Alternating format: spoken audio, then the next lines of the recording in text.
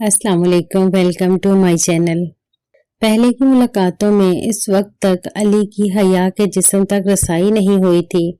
अब जबकि अली सब कुछ देख भी चुका था और सब कुछ कर भी चुका था, तो अली को सामने देखकर हया को उससे शर्म सी आने लगी। जब अली ने पास आकर उसका हाथ थामा तो उसको ऐसे लगा कि वो वहीं गिर जाएगी। उससे रहा नहीं गया और वो अली के सीने से लग गई। अली ने उसको अपने बाजुओं के हल्के में ले लिया था। हया उससे ऐसे लगकर खड़ी हो गई थी जैसे उसमें समा जाएगी। अली ने उससे उसका हाल पूछा। जवाब में हया ने शिकवा करते हुए कहा कि उसे अगर उसकी फिक्र होती तो वो उस दिन के बाद उसकी खैरियत किसी न किसी जरिए से जरूर मालूम करता। जवाब में अली ने चिकनी चपड़ी बातों से उसे राम कर लिया। हया तो उसकी दीवानी थी ही, सो उसकी हर बात पर फौरन यकीन करती चली गई।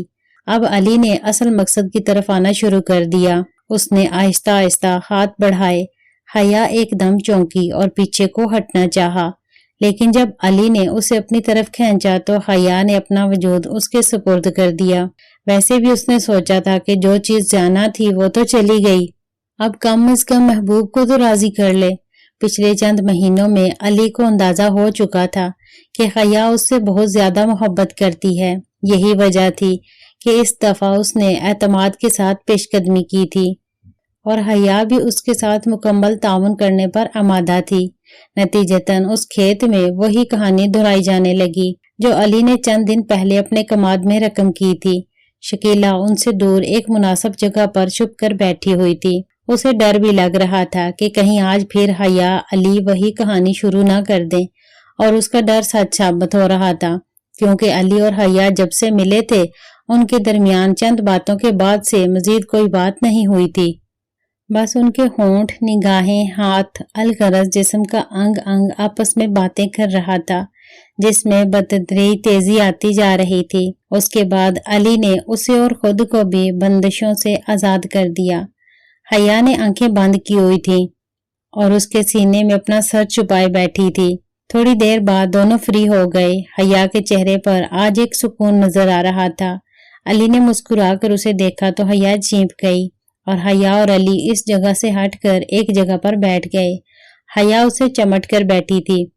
अली उससे आम सी बातें कर रहा था, लेकिन हया उससे अपनी वालेहाना कैफियत का खुलकर इजहार कर रही थी। अली उसकी तमाम बातें सुनकर सोच रहा था कि जब तक हया की यही कैफियत कायम है तब तक वो उससे खुलकर मजे लूट सकता है। उस दिन हया अली से बहुत सारी बातें करना चाहती थी, लेकिन शकीला को जल्दी थी, चुनाचे सब बातें अधूरी रह गईं। वो और शकीला अली के पास से चली आईं। उसके बाद से तो ये सिलसिला चल पड़ा था। उन दोनों की मुलाकात जब भी होती अली और हया खुलकर मिलते। अब तो हया भी कोई एतराज नहीं करती थी।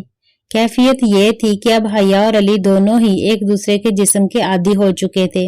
हाँ, अलबत्ता हया कभी भी अली से खुलकर बातें न कर सकी थी। जब भी अली अपना काम निकाल लेता, या तो अली जाने में जल्दबाजी दिखा देता और या फिर किसी दिन शकीला की उजलत की वजह से वो उससे बातें ना कर पाती। इस दौरान कई मर्तबा ऐसा भी हुआ जब अली और हया मिल ना पाए। ऐसी सूरत में अली शहजादी को घेर लेता। शहजादी भी चंद टकों की खातिर हमा वक्त दस्तयाब रहती थी। अली उससे अपने वजूद के अंदर उठने वाले तूफान को पुरसुकून करता रहता।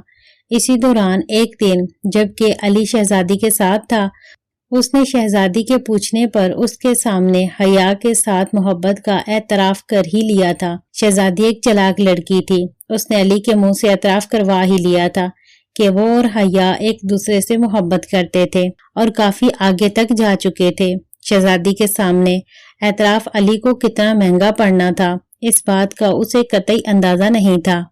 अली शुरू दिन से ऐसा नहीं था। वो एक आम सा नौजवान था जिसे औरत का उस वक्त तक पता नहीं था जब तक के शहजादी से ना मिला था। शहजादी से मिलने के बाद ही तो वो एक नए मजे से आशना हुआ था।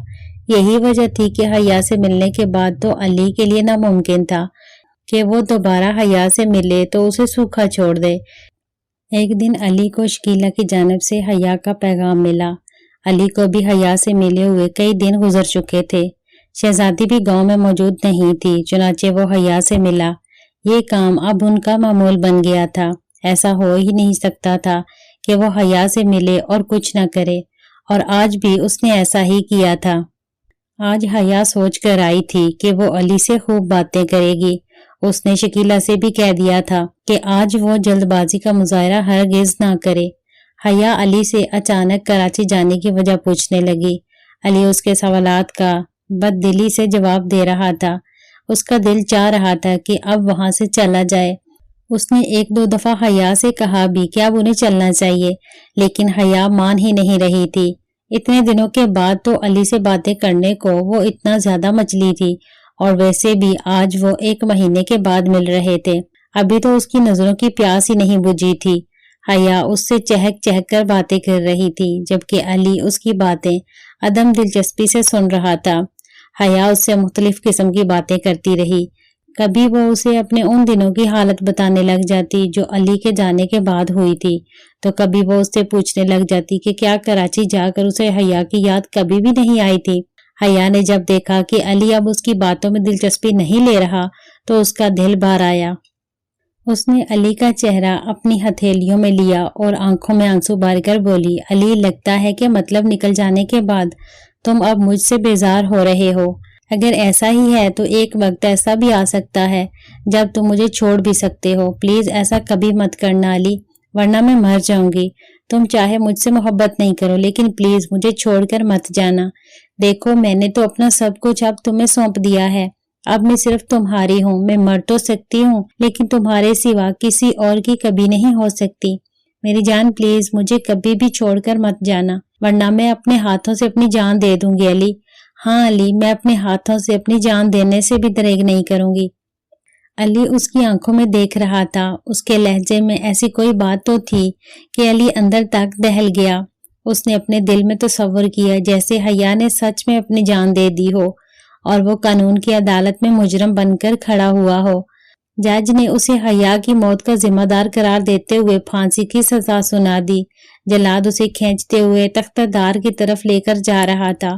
اسے جرجری سی آ گئی۔ اس نے حیا کو اپنے ساتھ لگاتے ہوئے تسلی دی اور ایسی باتوں سے منع کر دیا، لیکن اندر ہی اندر وہ کسی اور ہی رخ پر سوچ رہا تھا۔ ناول کا اگلا حصہ جلد اپلوڈ کر دیا جائے گا۔ چینل کو سبسکرائب کر لیں۔ شکریہ۔ اللہ حافظ۔